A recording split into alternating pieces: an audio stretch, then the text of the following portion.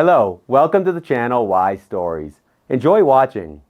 My mother-in-law sent me a message on Friday at 2 p.m. at the notary's office. You're signing the documents to sell your finca. I've already taken the deposit. When I arrived at the notary's office with the buyers for the transaction, my mother-in-law stood frozen, her mouth hanging open. Paloma Martinez Hernandez, at 32 years old, had what many strived for over the years: a one-bedroom apartment in a decent neighborhood, a steady job as an editor at a publishing house, and relative stability. The 5-story red brick building on the city's outskirts didn't aim to be elite housing, but it was a cozy little nest that Paloma had furnished with special care. Every detail of the interior, from the snow-white curtains to the custom-made bookshelves, was thoughtfully chosen and beloved. The apartment had come to her from her grandmother. The old woman, who had worked her whole life at a factory, transferred the property to her granddaughter a year before her death. "You need a place of your own, baby," she used to say, stroking Paloma's head. "In this life, only what's yours really matters."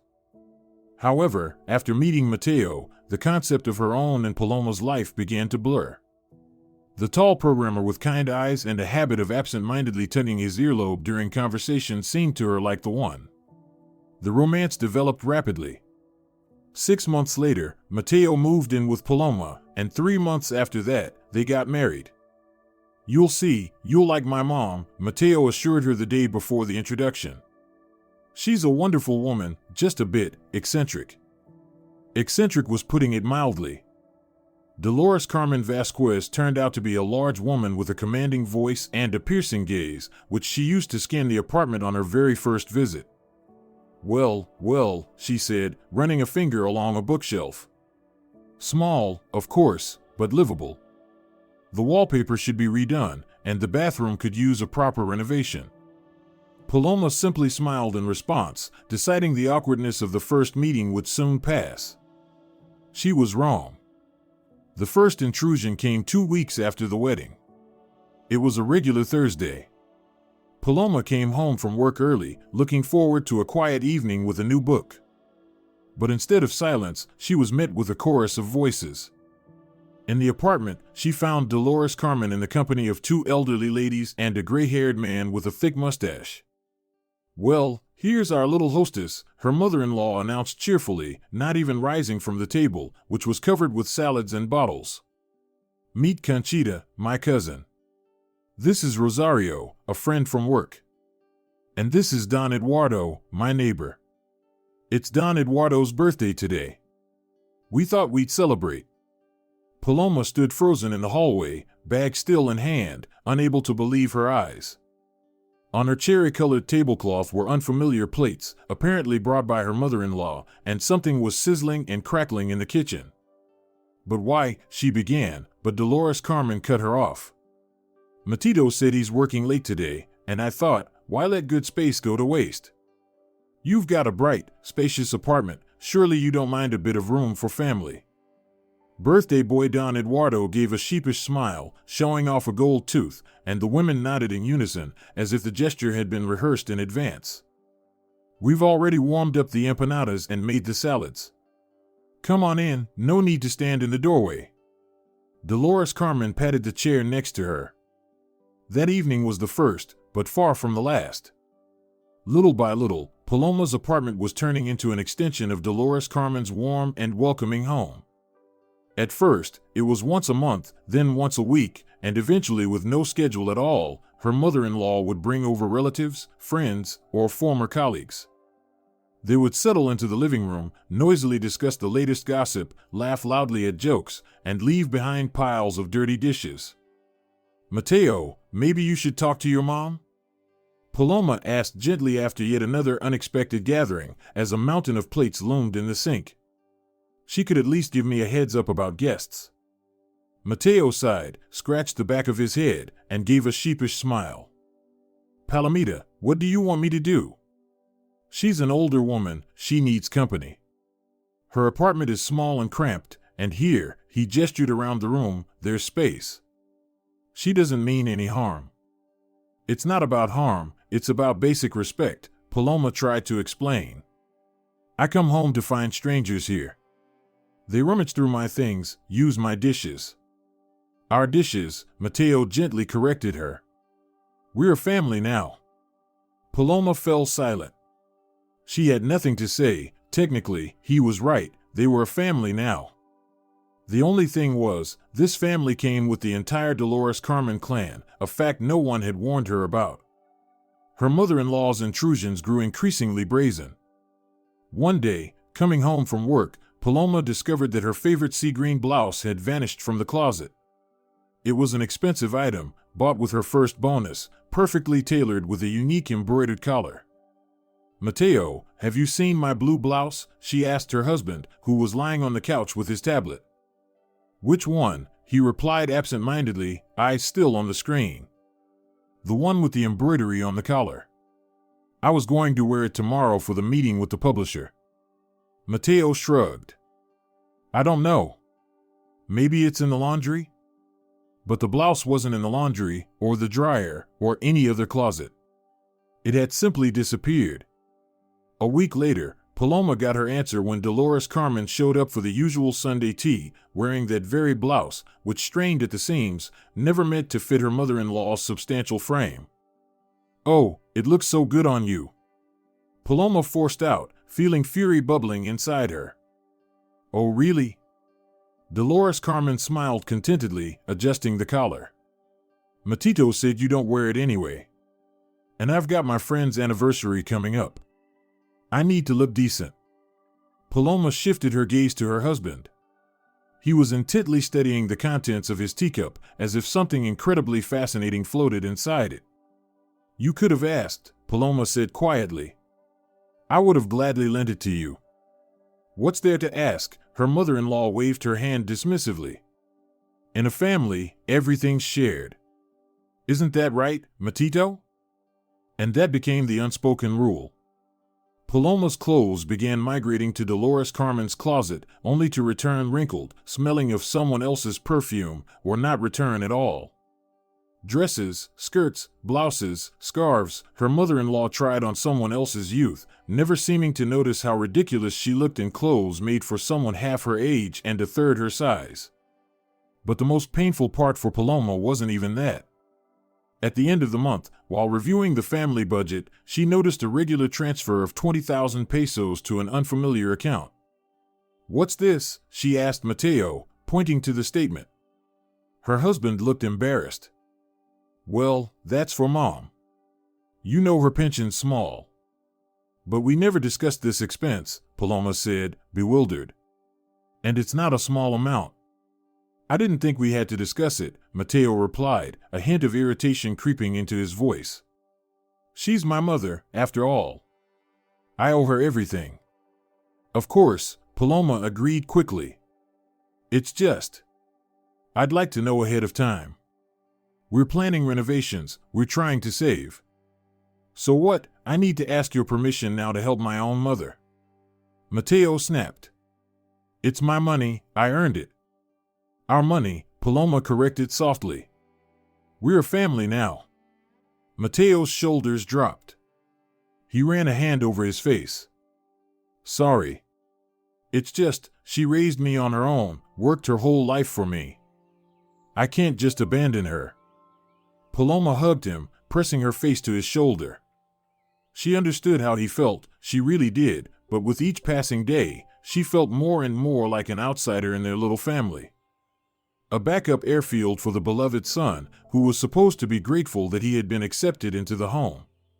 And this home, her home, was slowly becoming Dolores Carmen's territory. The final straw came one Sunday, when Paloma returned from the bookstore and found not just guests in her apartment, but an entire family council. Around the table sat Dolores Carmen, her sister and brother-in-law, two men Paloma had never seen before, and Matteo, his face tense. And here she is, our little hostess, exclaimed the mother-in-law with feigned cheerfulness. Come in, Palomita. We were just discussing your fate. My fate? Paloma repeated, a chill running down her spine. Well, yes, Dolores Carmen beamed. Sit down, I'll pour you some coffee. I was just telling Matteo, your apartment is nice, but it's a bit cramped for a family. It's time to start having children. But where would you put them here? Now, Senor Morales, she nodded toward one of the unfamiliar men. He's a seasoned realtor. He says, you could sell your 1-bedroom and, with a bit extra, buy a 2-bedroom. And where would that extra money come from? Well, I'll sell my 1-bedroom, 2, move in with you, look after the grandkids, and the money will go toward the new apartment. It's convenient for everyone, don't you think? Paloma felt the ground slip from under her feet. She looked at Matteo, hoping he would laugh and say it was all a joke.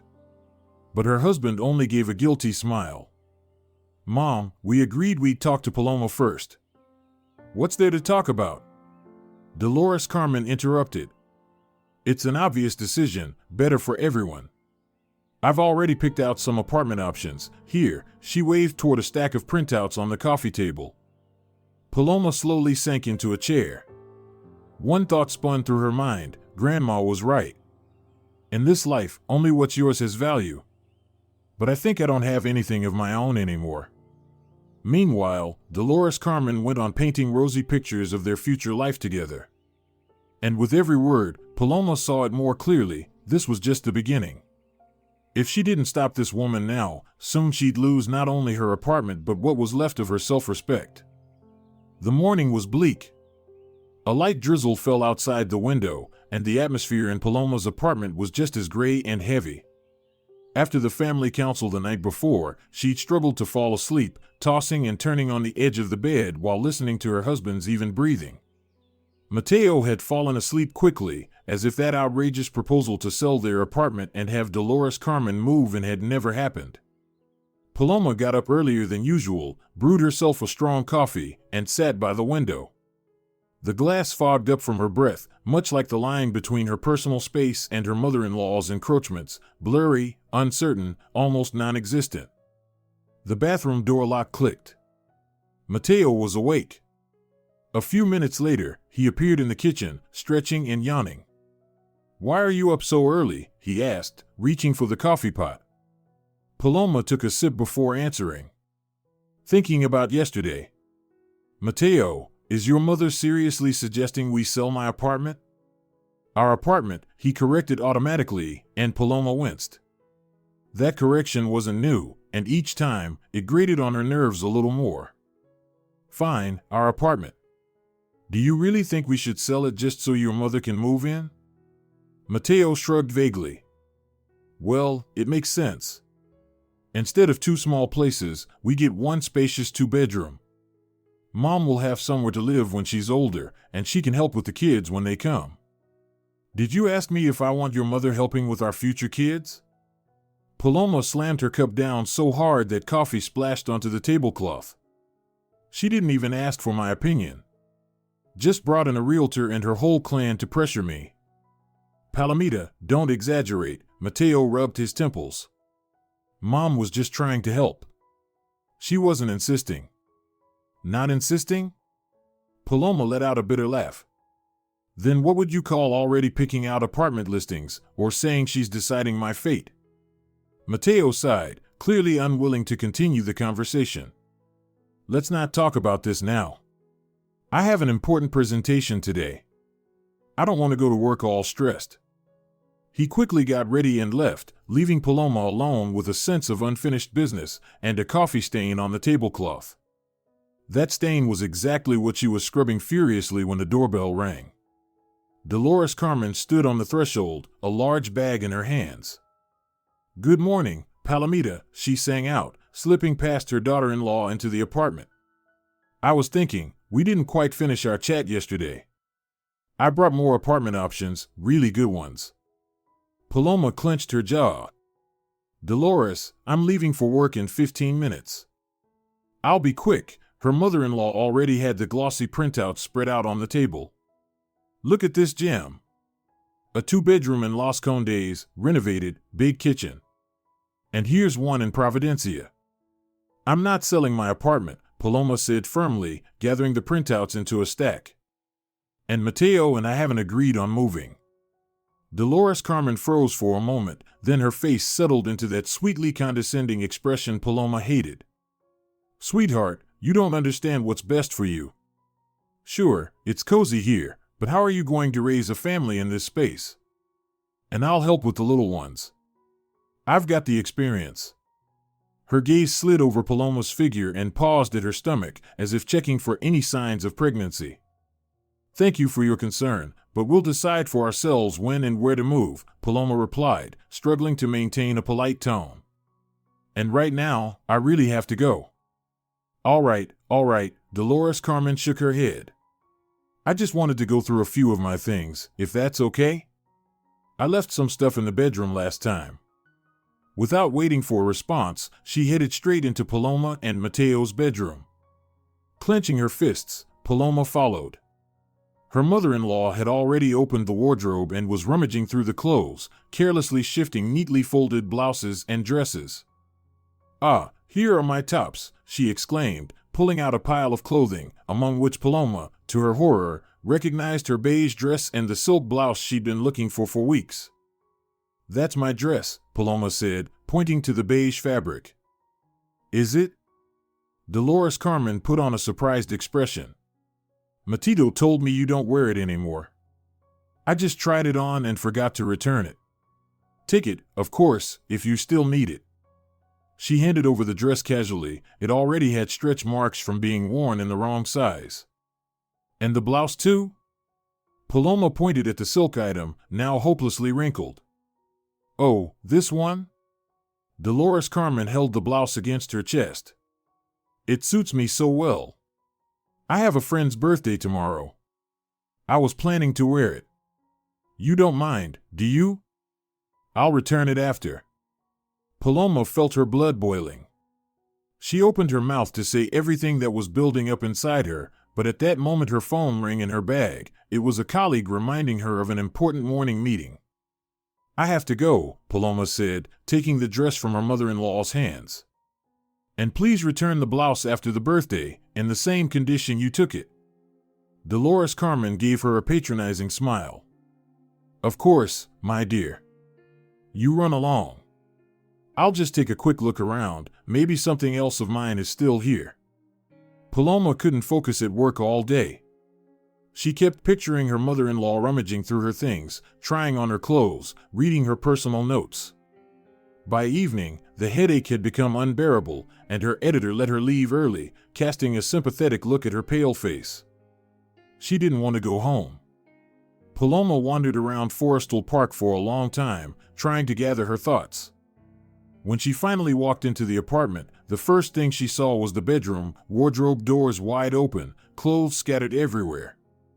Dolores Carmen was sitting in an armchair in front of the TV, comfortably settled with a cup of tea and some cookies. She was wearing yet another one of Paloma's blouses, cream-colored, with lace trim. There's our little worker bee, her mother-in-law smiled. I played house a little while you were out.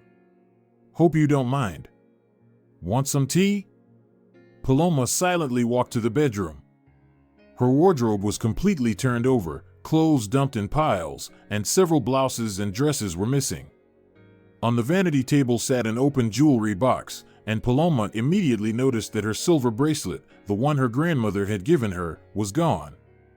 Where's my bracelet? She asked as she returned to the living room. What bracelet?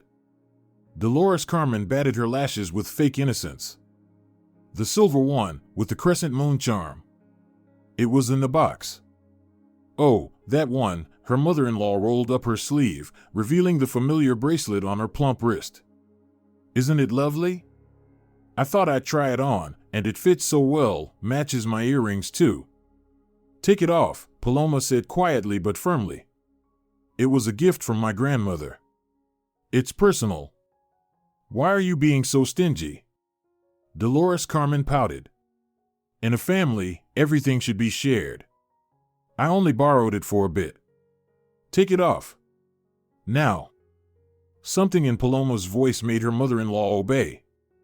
She reluctantly unclasped the bracelet and handed it to her daughter-in-law. And return the rest of my things you've taken, Paloma added, slipping the bracelet into her pocket. I didn't take anything. Dolores Carmen huffed. I just tried on this blouse, that's all. Here, take it. She began unbuttoning the blouse right there in the living room, clearly intending to end up in just her bra. "No need," Paloma stopped her. "Just return my things tomorrow. And next time, please ask before taking anything of mine." "Oh, how delicate we've become." Dolores Carmen threw up her hands. Matteo was never so stingy. He always shared with his mommy. "Because you never gave him a choice," Paloma blurted out. Her mother-in-law straightened up sharply, her face hardening. "What did you say? Are you accusing me of being a bad mother?" "No," Paloma took a deep breath. "I'm just asking you to respect my boundaries. This is my apartment, my belongings. If you need something, just ask." "You're as selfish as ever," Dolores Carmen pursed her lips. "Always mine, mine. But when you got married, you sang a different tune. We're family, we'll be together. I, for your information, dedicated my whole life to Matteo, raised him alone, went hungry, lost sleep. And now some upstart is going to lecture me." She grabbed her bag and stormed toward the door, accidentally bumping into a flower vase along the way. It wobbled but didn't fall. "And tell your husband that his mother is crying because of your selfishness," she shouted, slamming the door behind her. Paloma slowly sank onto the couch, feeling strangely hollow. She knew that by tonight, Matteo would come home with a hurt expression and start a conversation about how she'd upset his mother. And once again, she'd find herself justifying, explaining the obvious, and feeling guilty. A vicious circle with no way out. Her phone rang. It was her friend Isabel. "Hola. How about a weekend trip to the finca?" she asked cheerfully. "Asado, fresh air, no city hassle." "To the finca?" Paloma hesitated. She had nearly forgotten about the countryside property she'd inherited from her grandparents, a small house 50 kilometers from the city, an apple orchard, and a tiny pond with carp. "You know, that's a great idea. I haven't been there in ages." "Perfect." Isabel brightened. "We'll leave Saturday morning. Bring Matteo, it'll be fun." After the call, Paloma felt a rush of energy. The finca, a place her mother-in-law hadn't yet claimed. A little island of freedom, a place where she could truly breathe. Why didn't I think of it sooner? She wondered. That evening, when Matteo returned from work, he was indeed quiet and gloomy. After dinner, he finally said, "Mom called. She said you kicked her out." Paloma shook her head. "I didn't kick her out. I just asked her not to take my things without asking." "She was crying," Matteo said, looking away. "She said you called her a thief." "What?" Paloma couldn't believe it. "I never said that. Matteo, she took my grandmother's bracelet, went through my things, and took several blouses." "Maybe she doesn't realize she's doing anything wrong," Matteo sighed. "She grew up in a big family where everything was shared. It's normal for her." "Well, it's not normal for me," Paloma said quietly. "And I'm tired of repeating that." Silence fell between them, heavy and uneasy. At last, Paloma said, "Let's go to the finca this weekend. Isabel invited us. Asado, fresh air, we could both use a break from the city." Matteo's face lit up. "Great idea. I've been wanting to see your finca, you've talked about it so much." "Our finca," Paloma corrected with a touch of irony, which Matteo missed. "Right. Our finca." Saturday morning was sunny. Paloma and Matteo loaded the car with food, folding chairs, and a small grill. On the way, they picked up Isabel and her husband Javier, and the four of them headed out of the city. The finca welcomed them with the scent of apples and freshly cut grass. The house was small but cozy, 2 rooms, a veranda, and a tiny kitchen. The 600 square meter plot was full of fruit trees and currant bushes. "It's adorable," Isabel exclaimed, wandering among the apple trees. "And the house is so charming." "My grandparents built it," Paloma said proudly. "It's no palace, but I love it." Matteo surveyed the property thoughtfully. You know, we could build an extension here, or even tear the old house down and build a bigger one. There's plenty of space. Paloma tensed. Why? I like this house. It's full of memories. Well, for the future, Matteo shrugged. When we have kids, we'll need more space. And Mom will need a room if she comes with us. Paloma froze. There it was again. Dolores Carmen, invisibly present even here, 50 kilometers from the city. Does your mom know about the finca? She asked carefully. Of course, Matteo looked at her, surprised. I told her when you first mentioned it. She even asked how much a place like this might be worth.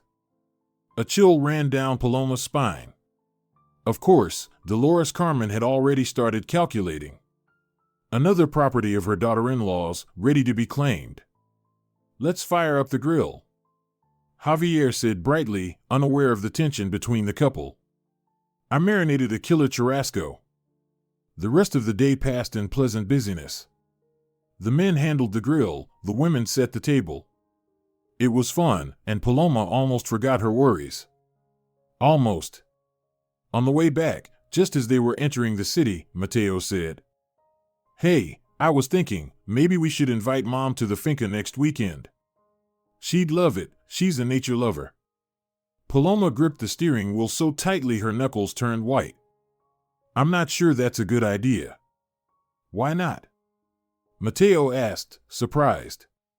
It'd be a chance for you two to connect in a relaxed setting.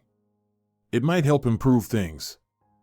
Our relationship is fine, Paloma lied. I just want the finca to stay our place.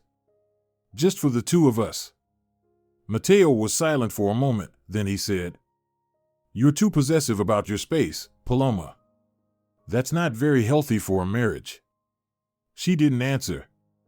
One thought spun in her head, if Dolores Carmen sets foot on the finca, it will no longer be a refuge.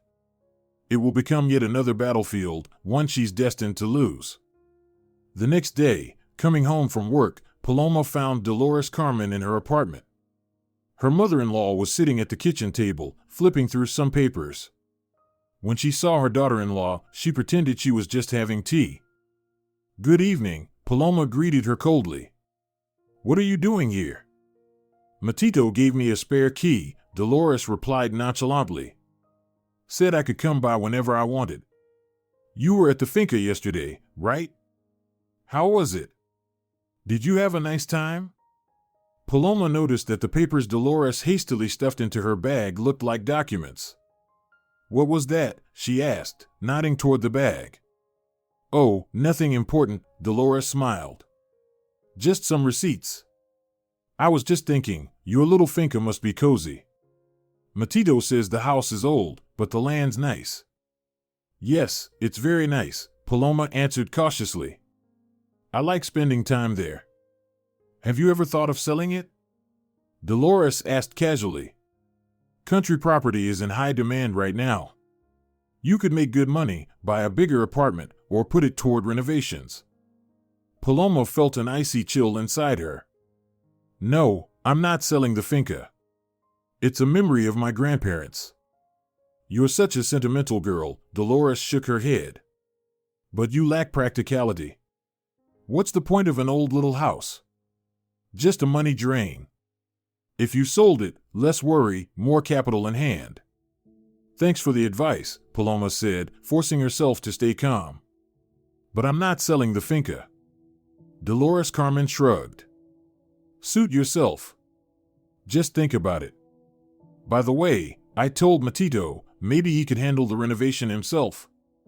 He's got magic hands. He could turn it into a gem. And who knows, the value might go up, she said, standing up and gathering her things. Anyway, I'll head out. Got stuff to do.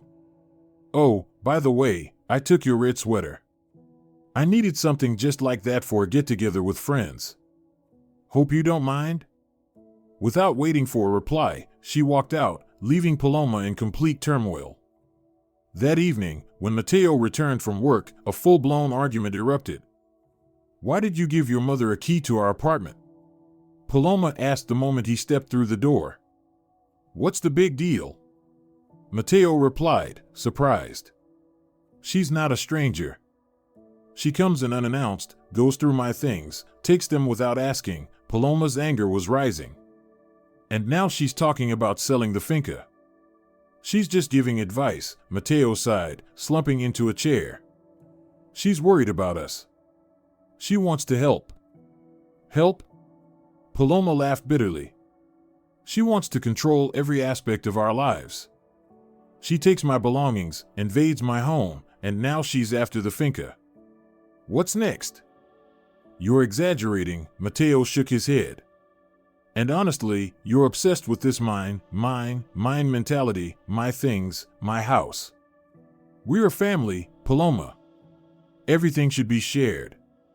Including your mother, she snapped. Is she part of this shared life too? Equal rights to everything we own? Matteo flared. Don't talk about my mother like that. She raised me alone, gave me everything. And you're acting like a selfish brat. Paloma felt tears rising in her throat. I'm selfish because I don't want a stranger controlling my life?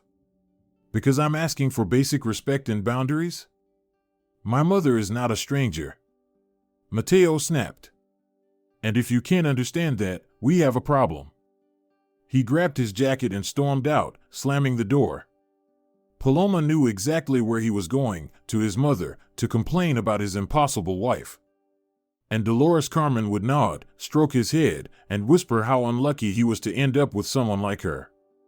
For the first time in their relationship, Paloma wondered whether Matteo truly loved her, or if she was just a convenient add-on, the apartment, the dinner, the cozy home. And what would happen if she really stood between him and his mother? She got her answer a few days later when Matteo returned home as if nothing had happened, carrying a stack of construction material catalogs. Look what I brought. Let's choose finishes for the finca. Mom found a great construction crew. Says they'll finish the renovation in a month. Matteo, Paloma said slowly, the cold resolve rising inside her, I never agreed to any renovations. And I certainly never discussed this with your mother. Oh, come on, he waved her off. Why are you being so stubborn? It'll be a beautiful new house instead of a wreck. Mom already worked out the layout and picked the materials. We'll save tons of time. The storm hit suddenly, turning the summer evening into something apocalyptic. Rain lashed the windows, and with every lightning strike, strange shadows danced through the room. Paloma sat on the windowsill, hugging her knees, watching the water streaming down the glass. The power had gone out half an hour ago, and the apartment was cloaked in darkness, lit only by the occasional flash of lightning. Matteo had left for his mother's 3 days earlier, after yet another argument about the finca. I'll stay with Mom until you come to your senses, he'd said, slamming the door. He had taken only a few things, a couple of shirts and a toothbrush. As if to show that his absence was temporary, that soon his defiant wife would give in and accept the terms. Paloma's phone vibrated. A message from Isabel. How are you? Should I come over? Everything's fine, she typed back. Just a thunderstorm, the power's out. Don't worry. Of course, it wasn't about the storm. Isabel knew about the situation with Dolores Carmen and had already offered Paloma a place to stay. But Paloma had refused. Running away would mean defeat, and she wasn't ready to surrender, not now, not when the stakes were so high. A new flash of lightning lit up the room, and Paloma flinched, noticing the photo on the table, taken on their wedding day. Happy faces, hope, plans. When had it all gone wrong? Or had the rot been there from the beginning, Matteo's dependence, his inability to separate himself from his mother? Paloma thought back. Dolores Carmen had been present at every stage of their relationship, if not physically, then in conversation, Mom thinks, Mom says, Mom advises. Matteo had even once called his mother from a restaurant to ask her opinion on what to order. At the time, Paloma had found it endearing, a sweet sign of a devoted son. Now she saw it for what it really was, the first red flag she had ignored. A loud knock at the door pulled her from her thoughts. Who could it be in this downpour? Had Matteo come back? Feeling her way in the dark, Paloma grabbed her phone and turned on the flashlight. She approached the door. Peeking through the peephole, she recoiled. Dolores Carmen was standing on the landing, with a man. "Palomita, open up." "It's me," her mother-in-law's voice rose above the thunder. After a moment's hesitation, Paloma opened the door, but left the chain on. "Good evening, Dolores." "What's going on?" "How rude," Dolores said dramatically, turning to the man beside her. "See, Senor Morales, what I told you. She won't even let us in." The man, balding, paunchy, with a sharp, watchful gaze, coughed and handed Paloma a business card. "Roberto Carlos Morales, real estate agent. We had an appointment." "We didn't have any appointment," Paloma said firmly, ignoring the card. "Dolores, if you're looking for Matteo, he's not here. He's at your place." I know, Dolores waved her hand. "We're here to see you. You wanted to sell the finca, right? Senor Morales is ready to look at the documents, give you an estimate. He's a professional. He's already found buyers, very respectable people, by the way." A chill ran down Paloma's spine. "I have no intention of selling the finca. I've already told you that." "Oh, come on, sweetheart." Dolores tried to wedge her foot in the door. "Matteo told me everything. You two discussed it, decided it was for the best. Young families need money." "I didn't discuss anything of the sort with Matteo," Paloma snapped. "And this is not a good time for visits. There's no power, and it's late." The realtor coughed politely. "You see, we have interested buyers. They're ready to put down a deposit right now, 300,000 pesos. That's a very good offer, don't you think?" "A deposit?" Paloma felt the cold rising inside her. "Are you telling me you've already found buyers for my finca, which I have no intention of selling?" "My friend's daughter sold her finca in a week," Dolores chirped. "Got a great price. Yours is a bit run down, of course, but the land is good. Senor Morales says you could get 1,000,000 pesos, maybe more." Paloma looked at the realtor. His eyes gleamed greedily, a practiced smile playing on his lips. He was clearly used to dealing with hesitant clients. "May I see the property documents?" he asked smoothly. "Title, property record, layout?" "No," Paloma said firmly. "I'm not showing you any documents because I'm not selling anything. Good night." She tried to close the door, but Dolores grabbed the handle. "Why are you being so stubborn? Matteo already made the decision. The buyers are coming tomorrow at 2 to finalize the papers." "Nothing will be finalized without my consent," Paloma cut in. "The finca is my property, and I alone decide its fate. You can have the deposit right now." The realtor pulled an envelope from his pocket. 300,000 pesos in cash. "You just sign a preliminary agreement, and it's yours." Paloma felt nausea rise in her throat. It was like a surreal nightmare. They had really come to sell her property, without even asking her. "I'll call the police if you don't leave," she said, her voice shaking with fury. "Ungrateful girl." Dolores exploded.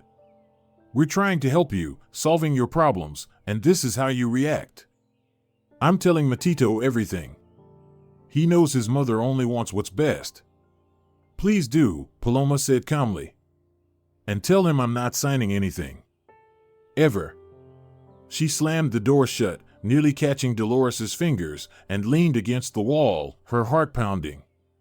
From the other side came angry exclamations, then footsteps fading away. Paloma returned to the window. The storm outside was easing, but inside, a new one was raging. Dolores Carmen had crossed every line.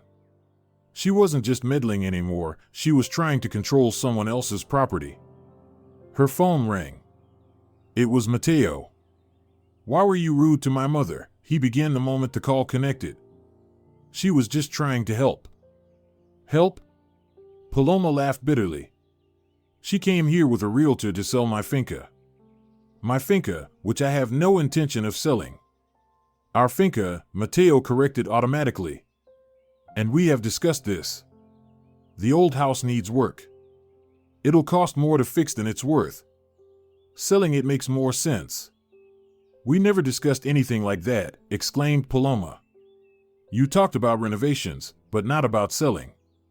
And certainly not about your mother showing buyers and realtors around behind my back. Don't exaggerate, irritation crept into Matteo's voice. Mom just took initiative, found a good realtor, buyers. They're offering a deposit right now, 300,000 pesos. These are excellent terms. I don't need their money, Paloma tried to speak calmly. I'm not selling the estate. Period. You're impossible, Matteo sighed. You always complicate everything. Mom is right. You only think about yourself. And who does your mother think about? Paloma asked sharply.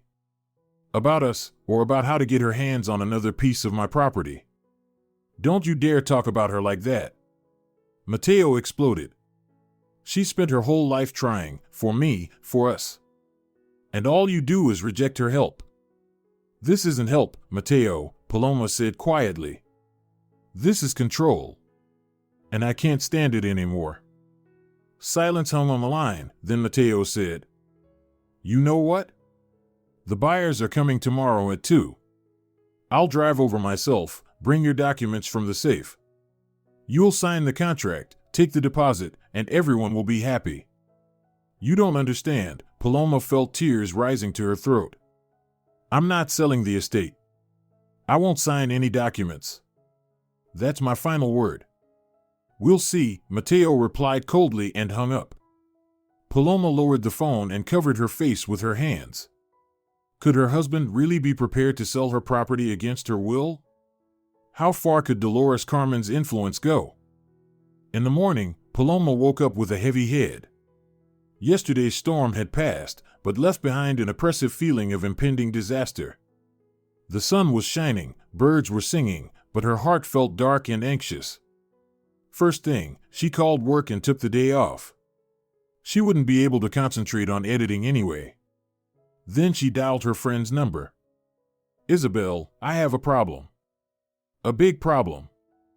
An hour later they were sitting in a cafe near Paloma's house. After hearing the story, Isabel shook her head. This isn't just family disagreements anymore. This is attempted fraud. Your mother-in-law wants to sell your property without your consent. I don't know what to do, Paloma admitted, stirring her untouched coffee. Matteo seems blind. He doesn't see anything strange about his mother trying to dispose of my property. Do you have the documents for the estate, or does he? Isabel asked. He has them in his office safe along with the rest of our important papers, Paloma smiled bitterly. He offered to store them there for safety. My God. Isabel bit her lip. So theoretically he could bring the documents to this meeting. But without my signature, the deal would still be impossible, Paloma objected. If everything's legal, yes, Isabel nodded. But something tells me your mother-in-law isn't particularly concerned about legality. Paloma shuddered. Could Dolores Carmen really have gone that far? Forge a signature? Deceive the buyers? I need to contact these people, she said decisively, warn them that I'm not selling the estate. The problem is you don't know who they are, Isabel pointed out. And Matteo and his mother are unlikely to share their contacts. Paloma thought for a moment. Indeed, how could she find unknown buyers? Wait, she suddenly said. The realtor. He had a business card. He stuck it in the door when he left. They hurried to Paloma's house. The business card was indeed there. Bright, with gold embossing, Roberto Carlos Morales. Premium real estate services, buying, selling, property exchange. Paloma dialed the number listed. After several rings, a familiar voice answered. Golden Key Real Estate Agency. Morales speaking. Hello, Senor Morales. This is Paloma Martinez, the owner of the estate you came to appraise yesterday. A brief pause, then cautiously. Yes, Paloma. Hernandez, if I'm not mistaken? How can I help you? I'd like to clarify the situation, Paloma said firmly. I'm not planning to sell my estate. Yesterday you came with my mother-in-law without my knowledge or consent. There will be no deal. Another pause, longer this time. You see, I was told that you were interested in selling, just, a bit nervous. Your husband confirmed the intention to sell the property. The deal is scheduled for today at 2 o'clock. My husband has no right to dispose of this property, Paloma stated clearly. The estate is registered in my name, and only I can make decisions about its sale. I haven't signed any documents and I'm not going to sign any. Listen, notes of irritation appeared in the realtor's voice. We have serious clients. They've already paid a deposit. Who paid a deposit? Paloma asked quickly. To whom? The Garcia family.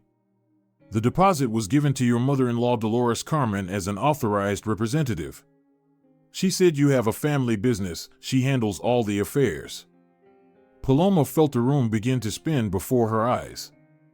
That's a lie. There's no family business, and my mother-in-law is not my authorized representative. She had no right to take money from your client. Now heavy silence hung on the line. Do you understand what you're saying? The realtor finally said. This is a serious accusation. I understand everything perfectly, Paloma replied, and I advise you and your clients to understand the situation as well. There will be no deal. And the money that my mother-in-law received from your clients was obtained fraudulently. I'm afraid we'll have to sort out this matter in a personal meeting, the realtor said coldly. I'll be expecting you at the office today. At 2 o'clock, as we agreed. I didn't agree to any meeting, Paloma reminded him, and I won't be coming. But you can tell your clients that they should contact the police. My mother-in-law tried to sell someone else's property. That's fraud. She hung up and looked at Isabel, who had heard the entire conversation. How horrible, her friend whispered. She really took money from them for your estate. 300,000 pesos, Paloma nodded. I wonder what she did with it. What does it matter? Isabel nervously drummed her fingers on the table. The important thing is that she committed a crime. You have to contact the carabineros. Paloma bit her lip. The thought of filing a complaint against her mother-in-law was terrible. It would mean a final break with Matteo, the collapse of their family, a scandal. I have to talk to him first, she decided, explain the situation. Maybe he'll come to his senses. And if he doesn't? Isabel asked quietly. If he's on her side? This question hung in the air when the phone rang from Matteo. Yes? Paloma answered cautiously. Did you call the realtor? Her husband's voice was icy. Tell him all sorts of nonsense? I told the truth, Paloma replied calmly, that I'm not planning to sell the estate, and your mother had no right to take money from the buyers. My God, how stubborn you are. Matteo exploded. Mom meant well, found good buyers, received a deposit. And what did she do with that money? Paloma interrupted. A pause. Spent it on renovating her apartment, Matteo reluctantly admitted. But it's temporary. After selling the estate, everything will be returned. She spent other people's money, Paloma said slowly. Money received for property that doesn't belong to her and that isn't being sold. Do you understand what this means? Stop being dramatic, Matteo said tiredly. Sign the documents today, and everything will be fine. The money is good. You know yourself that the estate is only bankrupting us. I won't sign, Paloma replied firmly, and I won't come to the meeting. You can tell your mother that if she doesn't return the money to the buyers, I'll contact the carabineros. You won't do that, threat sounded in Matteo's voice. You wouldn't dare. I would dare, Paloma said calmly, because it's my estate, and I won't let anyone sell it without my consent, not even you. She hung up and turned to Isabel. He's completely on her side. Her friend shook her head. What are you going to do? Paloma took a deep breath. What I should have done long ago. Let's go. An hour later, they were sitting in an investigator's office. Captain Hernandez, a man about 40 with an attentive gaze, listened to Paloma's story, making notes in his notepad. So, he summarized, your mother-in-law Dolores Carmen Vasquez, without your knowledge or consent, found buyers for your country property, received a deposit from them of 300,000 pesos, and spent this money on renovating her own apartment. Today at 2 p.m. a deal is supposed to take place where you're expected to sign documents. That's correct, Paloma nodded, but I'm not planning to sell the estate and I didn't give anyone the right to negotiate on my behalf. Do you have the property documents? The investigator asked. My husband has them in a safe at work, Paloma replied. He supports his mother. Hernandez frowned. The situation is serious. We're essentially talking about attempted fraud on a large scale. Are you ready to file a complaint? Paloma closed her eyes for a second. Images flashed before her inner vision, Matteo and her on their wedding day, their first date, happy moments, and then Dolores Carmen trying on her clothes, rummaging through her things, planning to sell her estate. The estate where she spent her childhood, where she sat on her grandfather's lap, where her grandmother taught her to make empanadas. Yes, she said firmly. I'm ready to file a complaint. We'll need witnesses, Hernandez continued. The realtor, the buyers. Do you have their contacts? Paloma handed over Morales' business card. Only the realtors, but he knows the buyers, some Garcia family. Excellent, the investigator nodded. And one more thing. It might make sense to conduct an operation.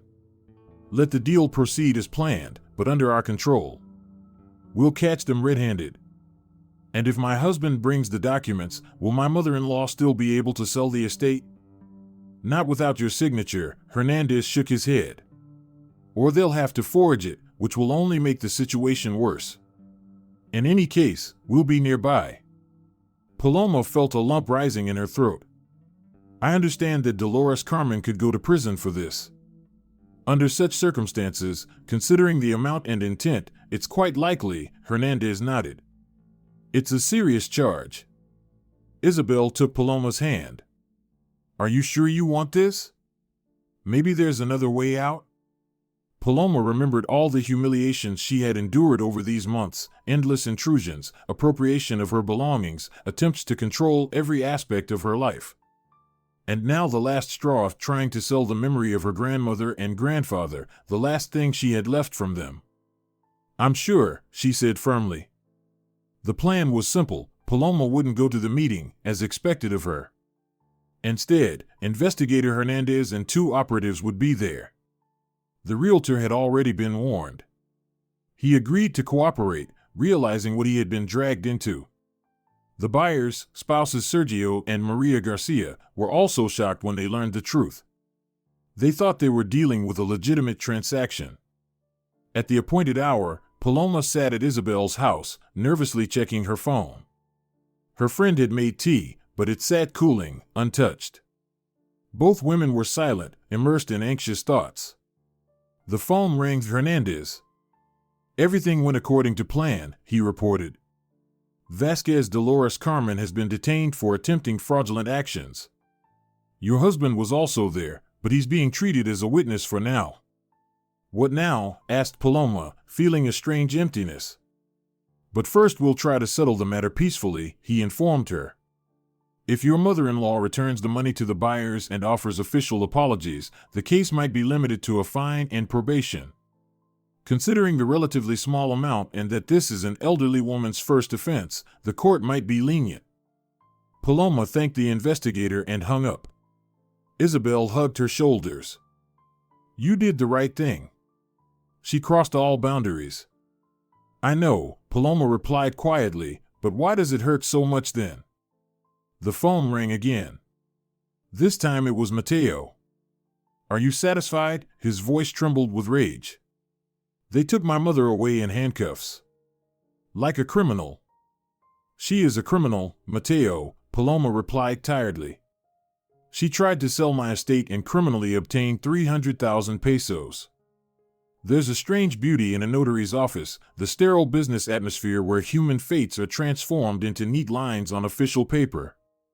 Dolores Carmen felt almost majestic here, in her new plum-colored suit, with carefully styled hair and a manicure done especially for this occasion.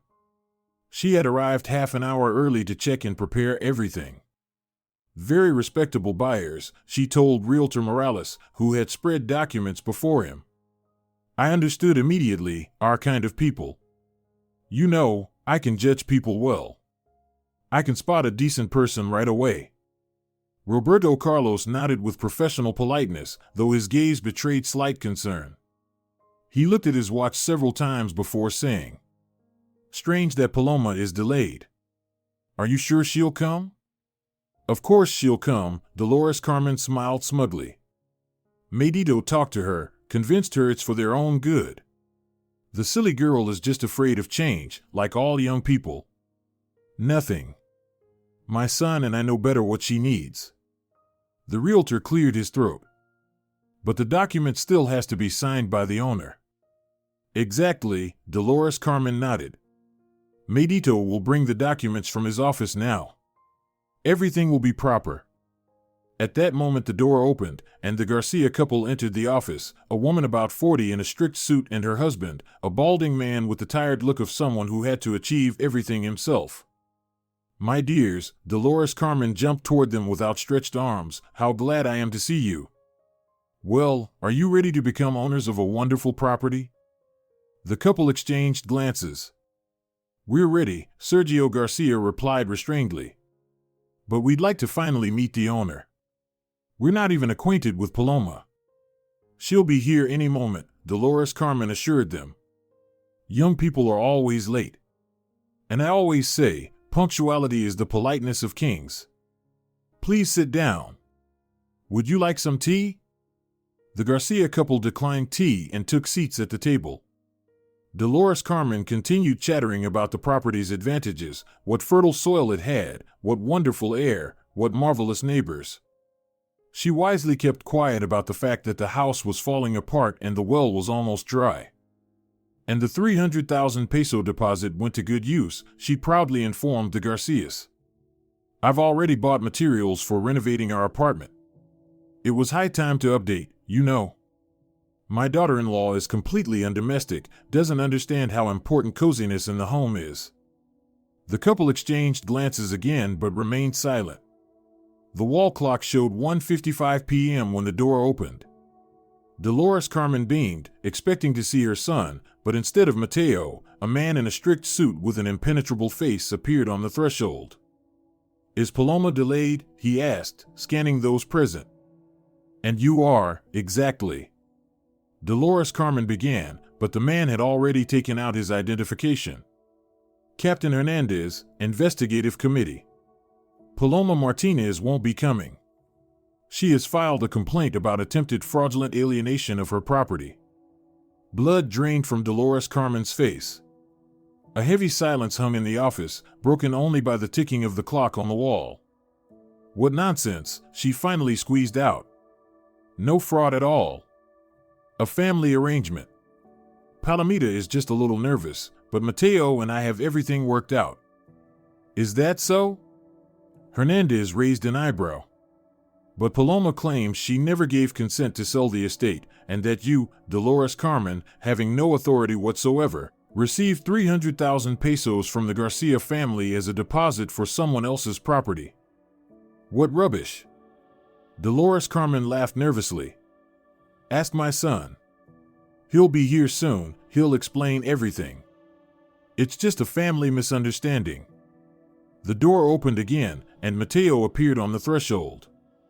His face was pale, and his gaze darted between his mother and the investigator. "What's happening?" he asked hoarsely. "Your wife Paloma Martinez has filed a complaint about attempted fraudulent alienation of her property," Hernandez repeated. Dolores Carmen received a 300,000 peso deposit for the sale of a country plot without having any authority to do so. The transaction was being prepared without the knowledge and consent of the owner. "It's a misunderstanding," Matteo ran his hand over his face. "My mother and I really did discuss selling the estate, but..." But your wife didn't give consent? Hernandez prompted. Well, formally no, but... Matteo, exclaimed Dolores Carmen. What are you saying? We decided everything. That woman of yours. She's just being spiteful.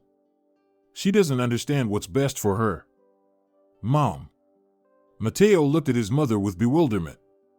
Paloma really did say she didn't want to sell the estate. You and I. We hoped to convince her.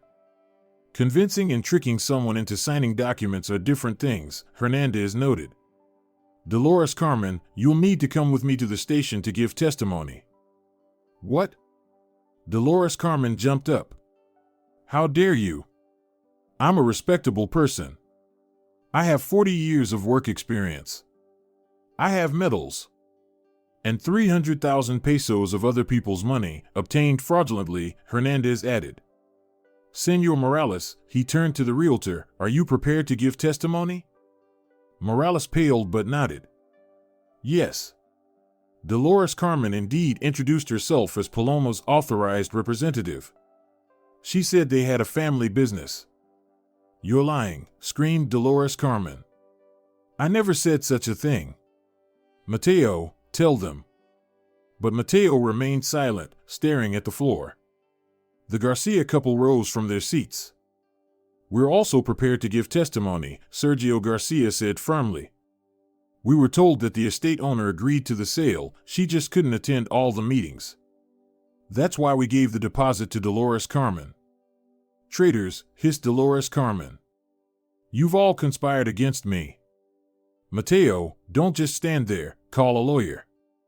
But instead of a lawyer, 2 police officers entered the office.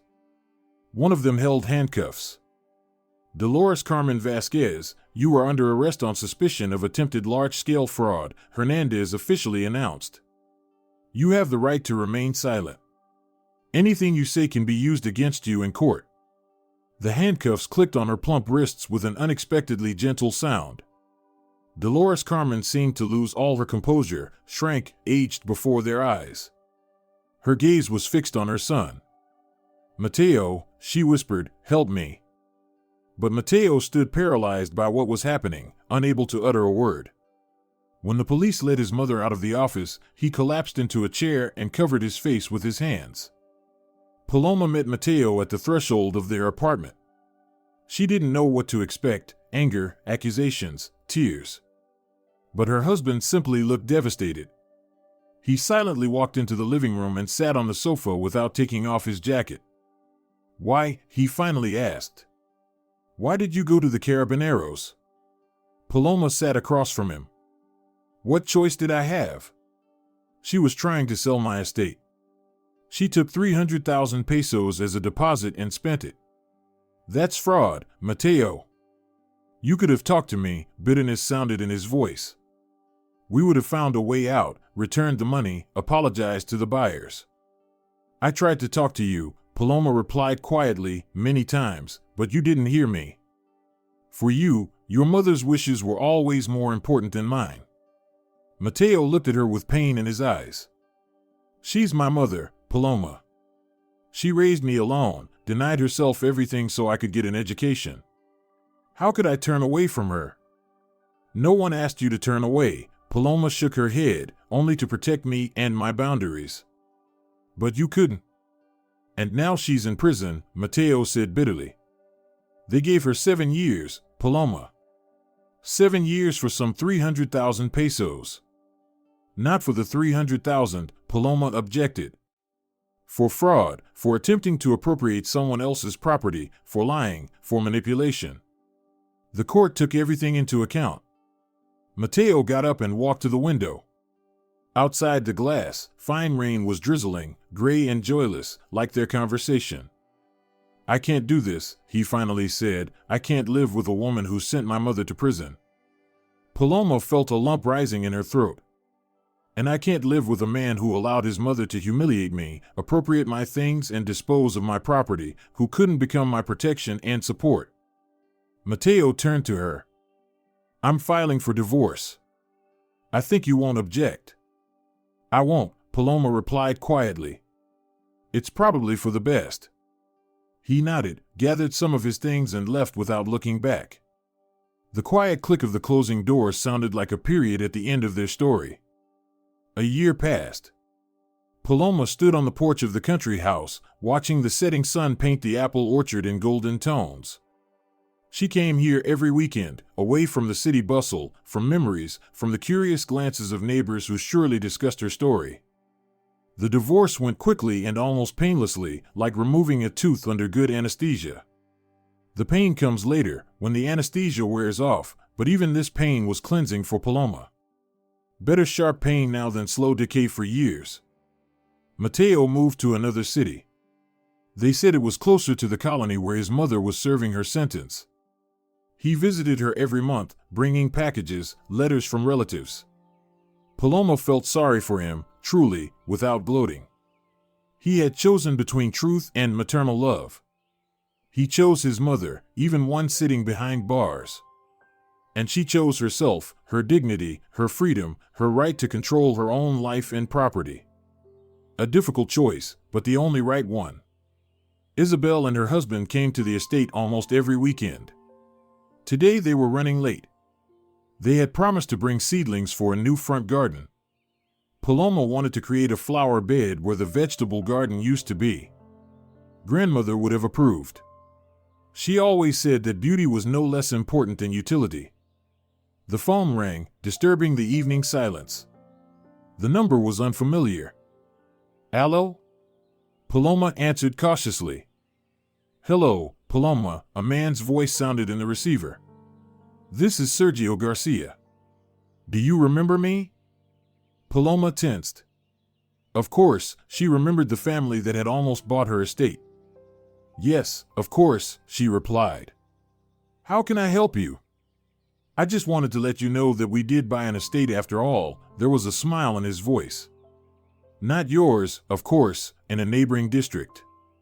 And I thought you should know. Thanks to you, we didn't become victims of fraud. If not for your principled stance, we could have lost not only the deposit but all our savings." Paloma smiled. "I'm glad everything ended well. And one more thing," Garcia added. "I heard about your divorce. I just wanted to say, you did the right thing. Sometimes you need to defend your boundaries, even if it causes pain." After the conversation, Paloma sat on the porch for a long time, watching the sunset. From the garden came the aroma of apples and fallen leaves. In the distance, the sound of a car could be heard. It was Isabel and her husband bringing the seedlings. Paloma rose to meet them. Ahead was a new life, without Matteo, without Dolores Carmen, without constant fear and humiliation. A life in which she was once again the master of her own destiny. Sometimes you have to choose between family well-being and personal dignity. Paloma made her choice and didn't regret it, because a house built on lies, manipulation, and theft can never become a fortress. It will collapse at the first serious test, burying under its debris all those who believed in its strength. The quiet sound of handcuffs on Dolores Carmen's wrists became for Paloma the sound of freedom. Bitter, lonely, but real. And the real is always better than the most beautiful illusion. Isabel waved to her from the car. "Hi. We brought roses. It'll be the most beautiful front garden in the area." Paloma smiled and went to meet her friends. On her wrist gleamed a silver bracelet with a crescent moon pendant, grandmother's gift, a symbol of generational connection. Now no one would dare take this bracelet from her. If you're enjoying it as well, leave a like and subscribe to the channel.